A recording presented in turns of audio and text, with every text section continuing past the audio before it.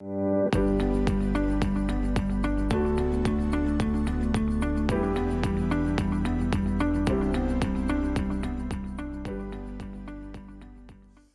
à toutes et à tous, je suis très content d'être avec vous pour une autre édition de In Studio. Donc, nous parlons cette semaine de la puissance de la vie éternelle. La puissance de la vie éternelle.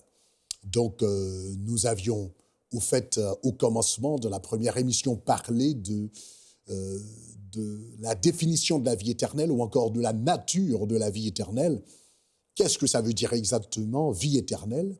Et nous avions dit que la vie éternelle, ce n'est pas une durée de temps, mais la vie éternelle, c'est une qualité de vie qui est marquée par la vie de Dieu elle-même. Donc, quand nous parlons de vie éternelle, ce n'est pas une durée de temps. Il y a beaucoup de gens qui pensent que la vie éternelle, c'est une longue période de temps qui commence après la mort. Mais ce n'est pas le cas, puisque Jésus nous dit dans Jean chapitre 5, le verset 24, « Celui qui écoute ma parole et qui croit en celui qui m'a envoyé a la vie éternelle. » Le texte ne dit pas qu'il aura la vie éternelle, qu'il est devenu candidat à la vie éternelle, que Dieu le considère pour la vie éternelle. La Bible dit du moment que vous écoutez la parole de Dieu et que vous l'acceptez comme votre sauveur et votre maître, vous avez automatiquement, immédiatement, ipso facto, la vie éternelle. Donc, la vie éternelle commence au moment où vous acceptez Jésus-Christ comme votre maître et sauveur.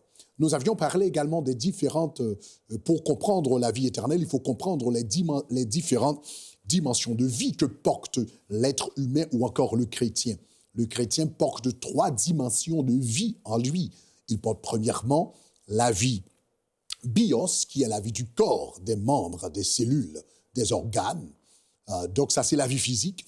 Deuxièmement, il porte la vie psyché, qui est la vie de l'âme, la vie de la pensée, la vie des émotions et de la volonté.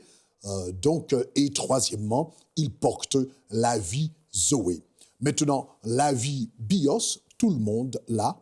La vie psyché, tout être vivant a également la vie psyché, mais la vie zoé, qui est aussi appelée vie éternelle, est réservée exclusivement aux croyants.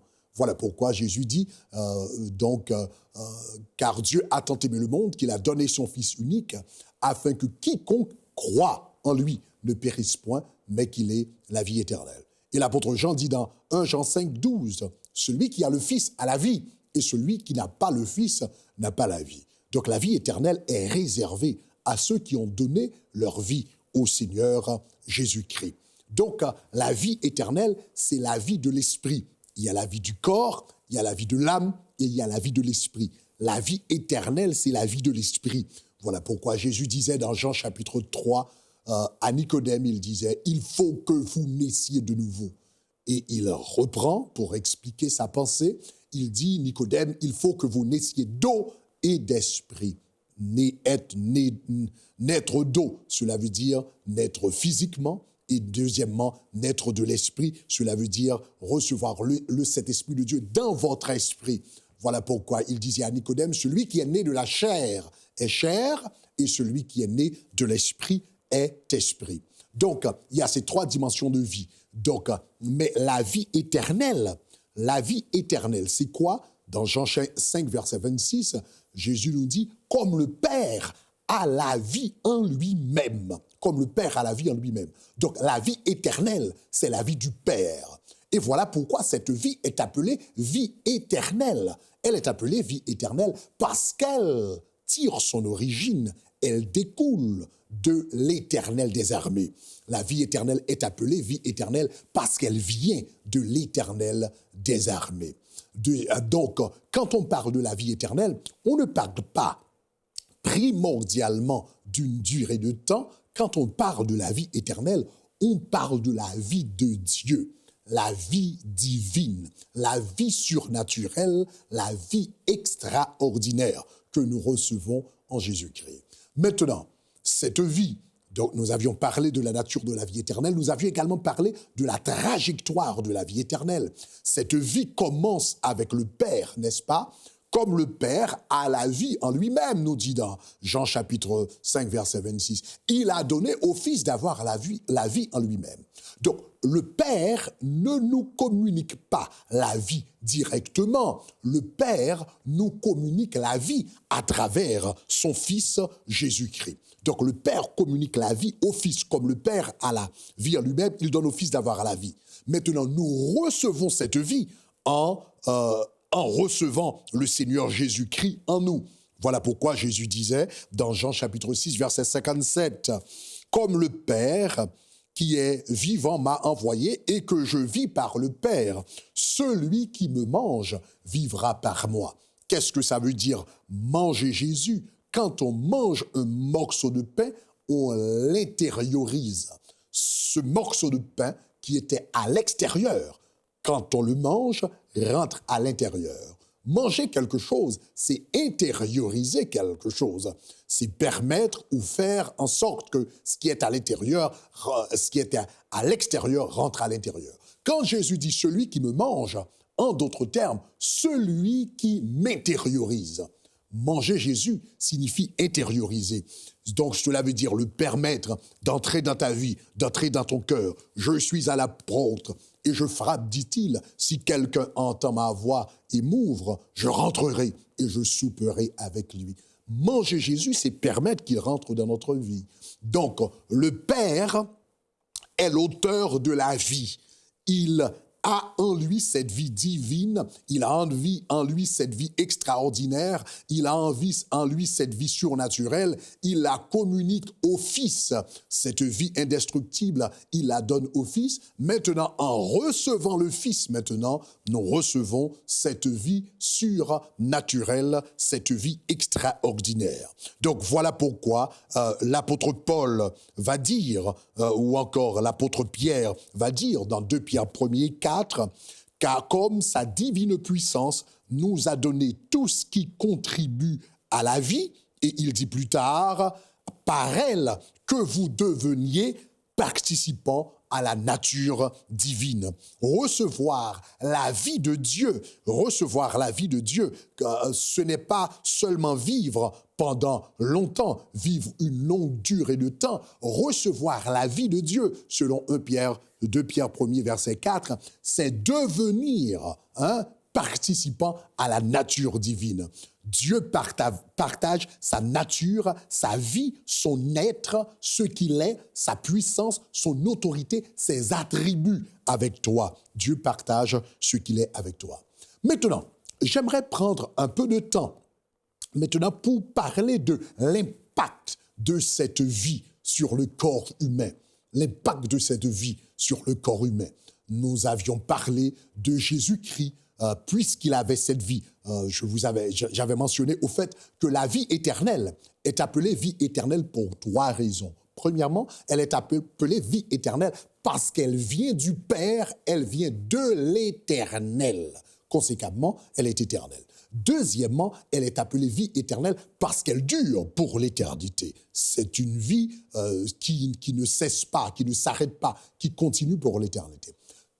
Troisièmement, elle est appelée vie éternelle parce qu'elle est indestructible, immuable, inaltérable, impérissable. Elle est appelée vie éternelle à cause de son indestructibilité. Voilà pourquoi personne ne pouvait tuer Jésus-Christ, on ne pouvait pas l'assassiner. Il a dit dans Jean 10, 17, « Je donne ma vie, personne ne me l'ôte, et si je donne ma vie, j'ai le pouvoir de reprendre ma vie. » Donc cette vie éternelle est appelée vie éternelle parce qu'elle est indestructible. Quelqu'un ne peut pas venir et la voler, la détruire, elle est indestructible. Donc voilà pourquoi personne ne pouvait tuer Jésus-Christ, même à la croix. Les soldats romains, les scribes, les pharisiens et l'univers a dû attendre que Jésus-Christ dise lui-même « Père, je remets mon esprit entre tes mains pour qu'il soit mort. » Donc, il ne pouvait pas mourir avant de donner son esprit délibérément parce qu'il avait cette vie éternelle à l'intérieur de lui. Maintenant, vous pouvez dire « Ah, mais Pasteur Greg, là, je comprends, Jésus-Christ avait cette vie indestructible, impérissable, inaltérable, mais ça, c'est Jésus. Donc, la vie éternelle ne se manifeste pas exactement de la même manière en nous. Donc, laissez-moi vous dire, cette même vie éternelle que Jésus avait en lui, nous avons également cette vie en nous. Et cette vie ne nous permet pas seulement de vivre éternellement, de vivre en communion avec Dieu, mais cette vie peut impacter le corps humain dès maintenant. Dans cette vie, la vie éternelle peut impacter ce corps humain. Nous avons un très bel exemple dans le livre des Actes des Apôtres.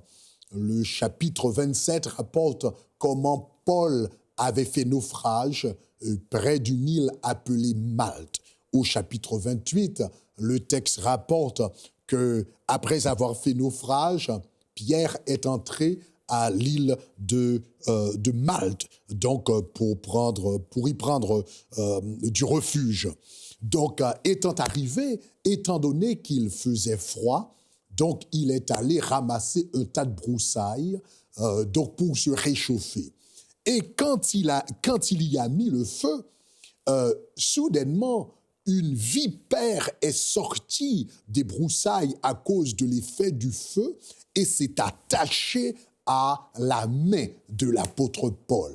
Il l'a piqué et il s'est attaché à sa main.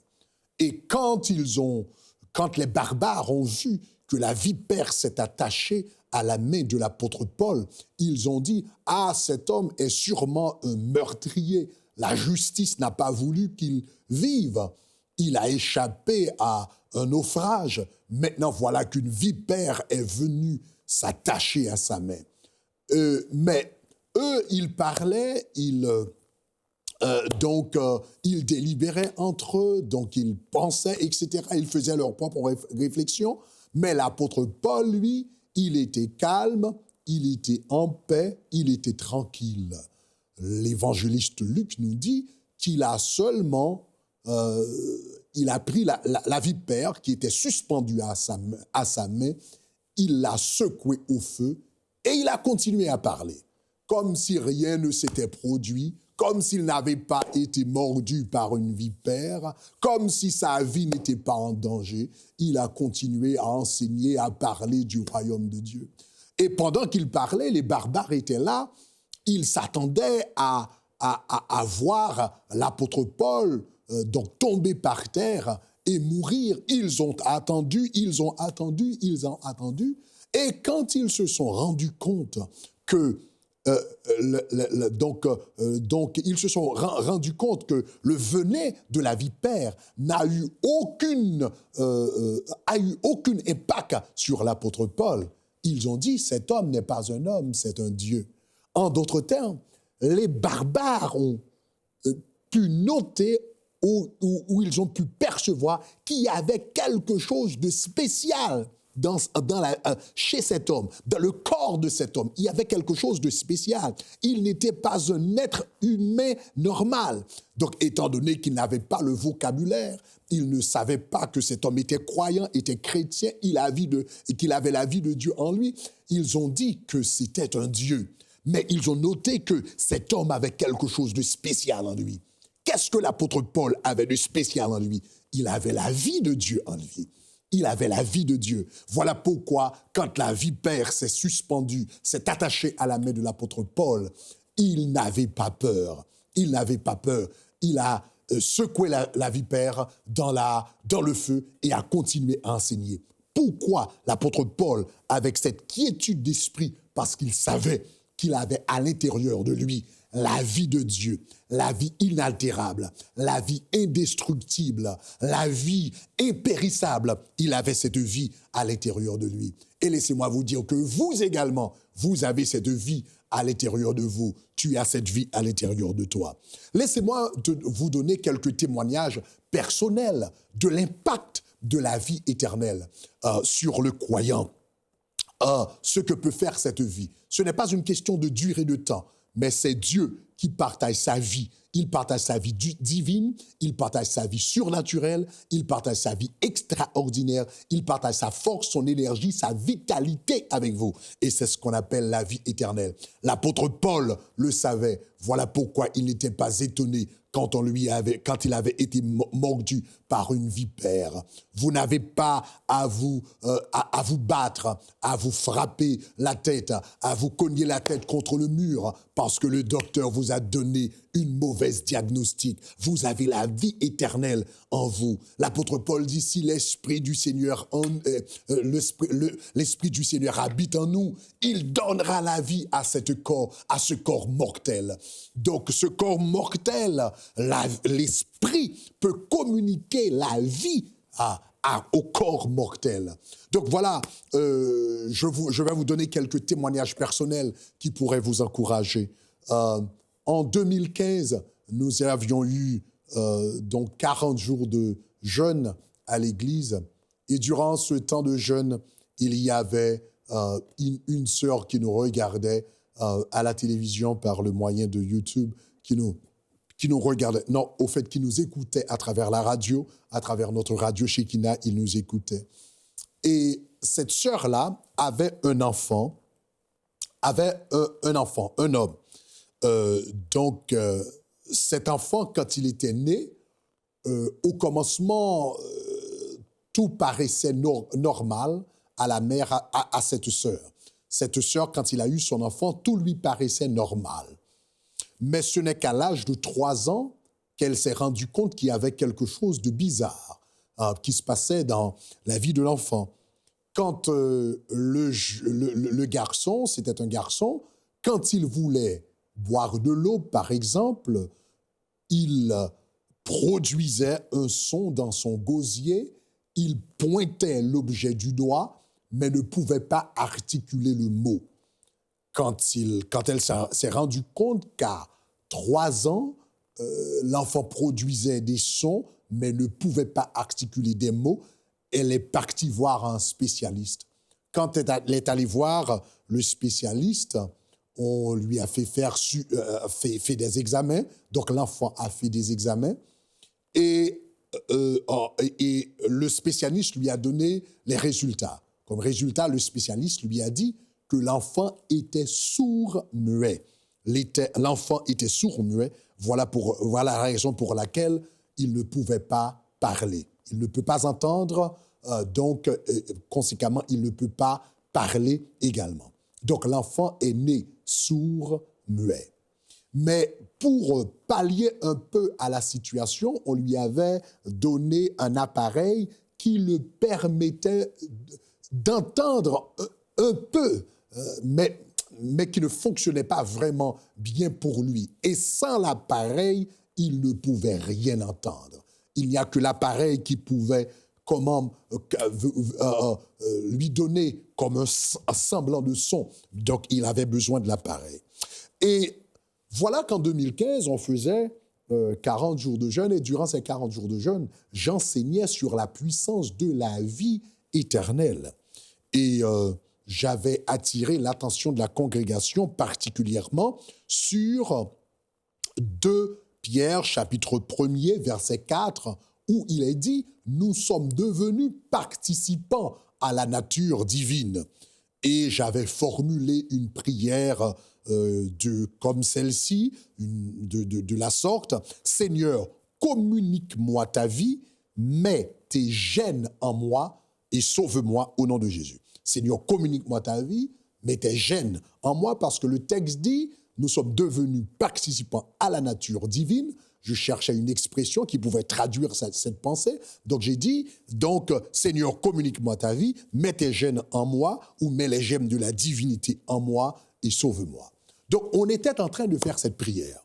Pendant qu'on faisait cette prière, cette femme était à la maison et elle écoutait la parole de Dieu sur la vie éternelle. La vie éternelle a un impact sur le corps humain. La vie éternelle, si l'Esprit qui a ressuscité Jésus-Christ est en vous, nous dit l'apôtre Paul dans Romains 8, il peut donner la vie à il peut donner la vie à ce corps mortel. Et pendant qu'elle écoutait, elle a commencé à prononcer ces paroles, « Seigneur, communique ta vie. Maintenant, au lieu de prier pour elle-même, elle priait pour son enfant. À un moment donné, elle a mis les mains dans ses oreilles et l'enfant s'appelait Junior. Maintenant, il faut vous dire que cet enfant, maintenant, qui avait 3 ans, qui avait 3 ans quand la mère a su qu'il était sourd et muet, cet enfant, ce fils, avait maintenant 40 ans. Donc, un homme qui est sourd, un homme de 40 ans, qui est sourd et muet dès sa naissance. La mère a commencé à prier, « Seigneur, mon fils Junior est sourd, il est muet, il ne peut pas fonctionner sans l'appareil, il ne peut rien entendre. Seigneur, il est dit dans ta parole que tu communiques ta vie. Donc, je te demande au nom de Jésus de guérir mon fils. Touche mon fils. » Pendant qu'elle priait, elle avait la main elle avait mis les doigts dans les oreilles, dans ses propres oreilles, et elle priait pour son fils qui était endormi dans une autre chambre. Elle a dit, Seigneur, que ta vie éternelle ouvre les oreilles de mon fils, que ta vie éternelle ouvre la bouche de mon fils pour qu'il puisse parler et qu'il puisse entendre. Maintenant, donc après avoir prié, elle est allée se coucher. Le matin, quand il s'est réveillé, elle est allée dans la chambre de son fils et a noté qu'il n'était pas dans la chambre. Donc, elle a remarqué qu'il n'était pas dans la chambre.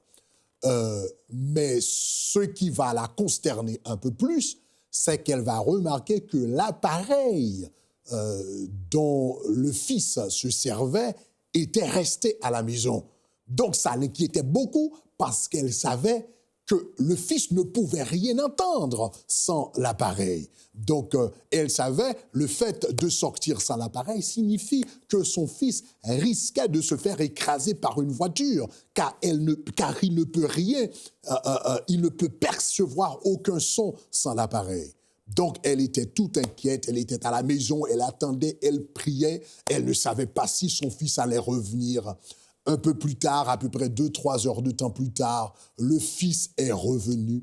Quand son fils est revenu, elle a commencé à faire des signes pour lui dire que « Junior, tu ne devrais pas sortir sans l'appareil, car tu sais, tu ne peux pas entendre sans ton appareil. » Et soudainement, le fils a ouvert la bouche. Son fils de 40 ans, qui est sourd et muet dès sa naissance, a ouvert la bouche et a dit « Mamie, je n'en ai plus besoin, car je peux entendre.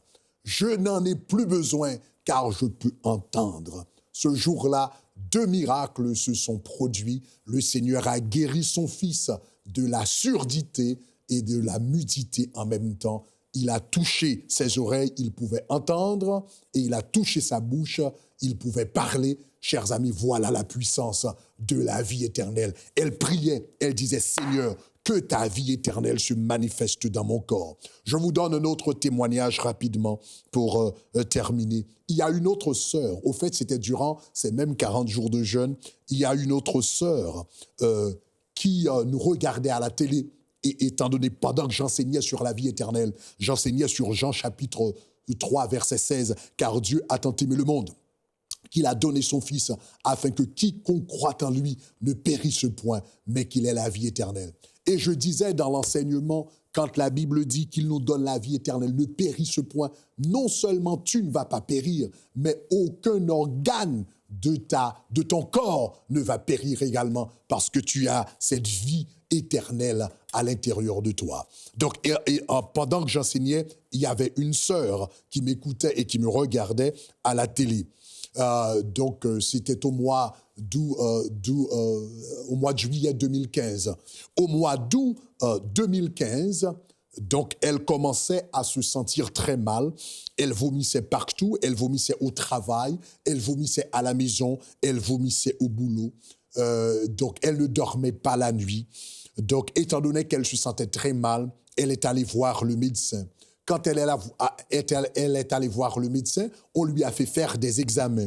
Et quand les examens sont retournés, quand le médecin a reçu le résultat des examens, le médecin lui a dit « Madame, tu as de graves problèmes de santé. » Il a dit « Monsieur, docteur, Quel est le problème? Le docteur lui a dit, premièrement, selon les examens ont révélé que vous avez des cystes et des lésions sur votre foie. Votre foie est entouré de cystes et de lésions.